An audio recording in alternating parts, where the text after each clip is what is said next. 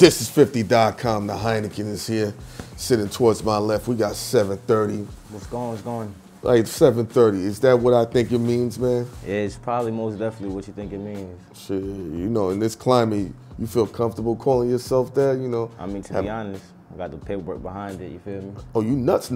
Yeah. I mean, I ain't trying to say it's too good to be nuts and all like that, but nah, when I think of 730, I think of Freaky Zeke too, and he was with the shits. Yeah, he was living with like 3 porn stars, and they were all his girlfriend. Yeah, no, I feel that. I'm more on some old dirty bastard, you see me? Some crazy, you know what I mean? A little different, push the envelope. And then what made you feel comfortable, like, being able to expose that and let the people know that about yourself, how you mentally, well, you know? To be honest, it's not like, I put my private life out there to the public a lot, and I don't hold nothing, so when I get to talking about it, I think it's cool. Because, I mean, I know there's a lot of people out there with mental disorders and whatnot, and people don't know get deep, you know what I mean? Nah, because, you know, we living in a climate, especially in our culture, people get looked upon if you talk about certain disorders unless you with the shits disorder. You know what I mean? Facts. I feel like nowadays a lot of people, they're too angry and they take away from the essence of what it used to be. A lot of people now want to scream at they gangster and they this and they crazy and all that shit. Now I'm just letting you know what I am just from my name. You want to, whatever is on you, you know what I'm saying? But nowadays, I ain't trying to be that next guy like, yeah, I'm 730. Nah, I'm 730, it's nice to meet you, you know what I'm saying? Mm-hmm. A lot of people take it this way. Coming up, you know, with that, like, how did that, you know, affect you musically, professionally, personally? I mean, to be honest, I used to grow up and to be honest, my mom used to do her little thing out in the little 90s, 80s, you know what I mean, selling what she had to sell, make sure I had shoes on my feet and whatnot. And a lot of people ain't like it during growing up, you know what I mean, they didn't like the way I looked and whatnot. And honestly, I was just a kid just trying to fit in. Anything from graffiti to dancing to rapping. And I used to just be like the butt of the joke for a lot of shit. Until one day, you know what I mean, I was like, man, I'm tired of that shit. I'm tired of like taking clothes off and hiding it because I'm getting jumped for shit. I'm tired of all that shit.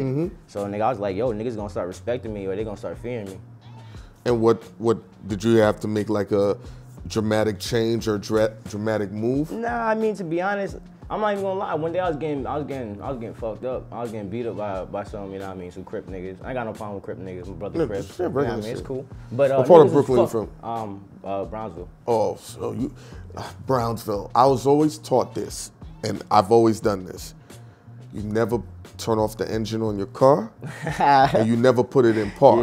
Yeah. I just keep my foot on the brake. Anytime I had to go check a bitch, because one time a nigga got jammed up, and by the time you never they know. got him. They pull up on you, it's a wrap. And you know, you just Yeah, now I was only for a little adolescent, you know what I mean, for younger days. My mom saw what time was going on, so she tried to move me to Ozone Park in Queens, which is a little bit less. Right there, I know what that's saying. You know what I mean, it's a little chill, it's a lot more chill than before, but you know what I mean, same shit. Still got people doing $150s left and right and shit, it's crazy. And now, like, you coming through all of that and, you know, putting that work in, man, when did that transition to, like, yo, I want to be creative with my music, man? To be honest, like, when they stopped fucking around with me and shit like that, because some homies saw what was going down and they took care of the business and, you know what I mean, I literally just was like, yo, how can I, like, you know what I mean, show y'all that I really, you know what I mean, like y'all, respect y'all. I'm just down for whatever it is to be out here. I want to be somebody who's just not a nobody no more, you feel what I'm saying? And that's what they did. They said, yo, you could be rapping, you could do whatever it is that makes you feel like you. And honestly, I was just the keys to the Bentley right there. They gave me the okay on the rapping. I was always liking music. I always had nods on all the old schools and everything. I actually like music, the respects to it and all that. So I was like, you know what I mean? Maybe this is my way. I don't gotta sell drugs. I don't gotta do drive-bys. I don't gotta do no crazy shit. I could just rap about the shit that I done as a dumbass nigga. Maybe some kids will hear it and change the way they doing stuff, feel me?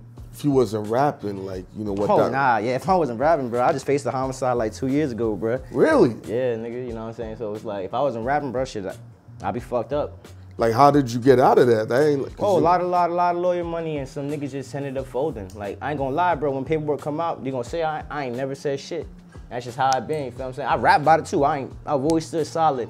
And people just start chatting. When they put that shit against you, they start saying this and that.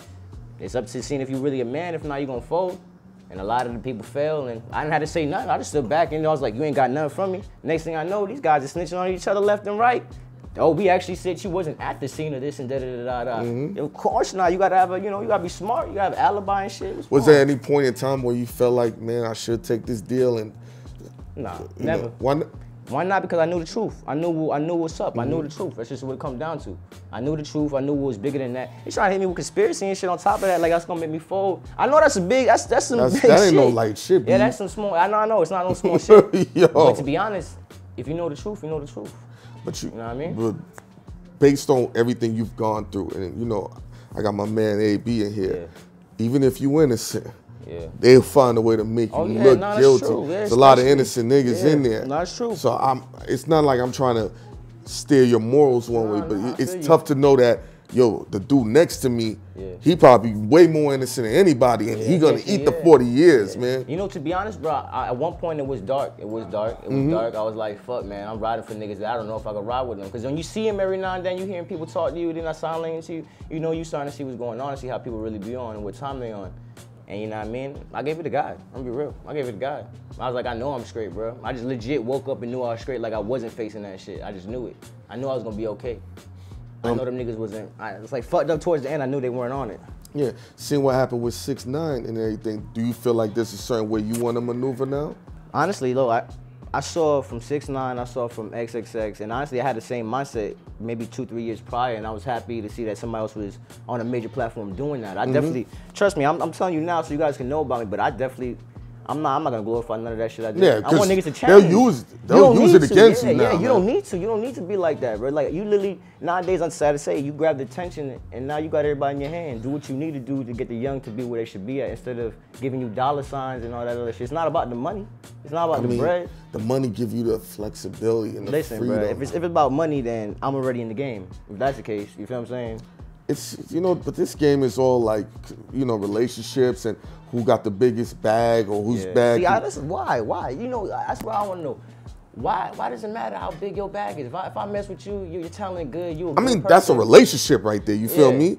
Like, you see how your man's is right there, or your dudes? It go beyond a certain level of money, you feel me? Fact. But if I don't see niggas, yo, I can show you, yo, AB, we'll tell you right now, there's mega artists, it's over for them. If I'm not gonna say their name on camera, they don't got no money behind them. These are dudes with millions of followers. That's real.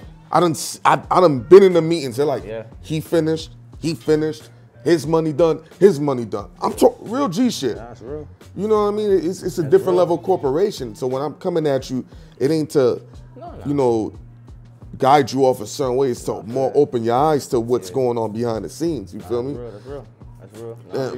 Musically now, what are some of the angles you taking to really, you have an incredible story, your personality, your energy is very, you know, captivating. What are you doing to get that music knocking the right way?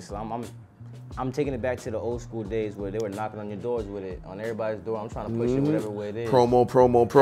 Everywhere, anywhere. I'm down to work with everybody. I don't care if you got a budget or not, because like he said, you might be fired and you not have no bread. You hit me up, I work with you, bro. Work off my clout chase off me. Let's get some good music out there. And what are some of the songs that, you know, really put you in a space where people can see who 730 is, man? I mean, to be honest, I know a lot of artists probably got like off of their head, though, this song buzz, but honestly, me being consecutive with me dropping an album every month, honestly, I could just tell you every month that album coming out, you guys you gonna see, you know what I mean? That's better than what it is. I can't tell you one song because there's songs off each album that tell you a little bit more about me, but then cater to other people on other songs. I'm very diverse when it comes down to music. I don't just rap. I don't just, you know what I mean? I do rock. I do all different type of shit. You feel what I'm saying? Like the actual rock, like back then. You know what I mean? So it's like I feel like honestly, maybe if they listen to my last album, I just dropped it maybe on the 31st. It was a masterpiece of me. I feel like they might get a good piece of me. So you drop a project every month, isn't it? Every month, 100% all rights on me. And what each project has an average of how many songs, give or take? I started going dumb in the beginning, and there was like 20 songs, 29, and then I started getting to the marketability. I know. I started doing it right. I started thinking about the replay value, and I started labeling it down to maybe like, you know, I mean, 11, 13, really good, not short but to the point. Each song, you get a piece of me of what I want. Man, listen, we got 730 here. You know, let them know where they can find you at, man, and everything. I mean, you can find me on almost all the platforms. Just put 7, spell the word 7, and then 30 at the end. And if you want to find me on Instagram, just put a book in front of that, and you got me. And I'm gonna follow you, follow back. We work. I'm not one of these other people trying to be fake. You hear me? where's some of your favorite places to travel to, man? Yeah, honestly, I love the snow right now in New York. I ain't gonna lie, but yo, Cali be hot too. You know what I mean? Miami's where it's at too sometimes. You know what I mean? I like Miami. Yeah, get you right. The Cuban sandwiches is always on a different. Cuban sandwiches. Oh yeah, that's fact. I be staying with like that. The Cuban Jews. Yeah. You know I've been out there. Yeah, I feel that. So you know, yeah. I usually stay in Kendall.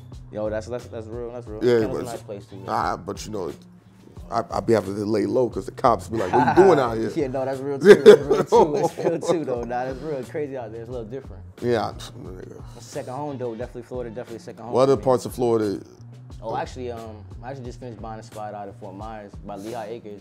You know, I just finished buying my mama house. It's about 4-bedroom and whatnot. Dang, okay. Yeah, it was about like 133. Not bad for the location too. Compared to the buildings out here, you're talking about 400, 500,000. If you're lucky. If lucky. If you probably get 400 in Jersey. Yeah, maybe in Jersey. 300 in New York get you a trap house. Yeah, right. Fuck out of here. That's dope. You could acquire land and things like that, you know, as you're still working on your music, man. Of course. I see the bigger picture. I know we could be at. You're the second dude to say that, man, because we just had Young Blue up here. He said the same thing, real estate and land, you know what I mean? Yeah. That's where they're going for it. That's what it needs to be at. That's what, you know, that's where the real cash at. You can take care of your whole family, you got enough land. The city start trying to buy it back from you at one point, you know what I mean? So you got 120 acres. I know somebody with 120 acres. You got the city knocking on his door trying to get 50 from him. Now it's just like you selling, you know what I mean? Now you doing it with the government. Exactly. Yeah, I'll give you this piece of land, you heard me? Yeah, and then, you know, you build the building up, and then whatever the rent is, you got, you know, passive income. Yeah, facts. All right, no doubt, man. Boom, this is 50. We out. Facts.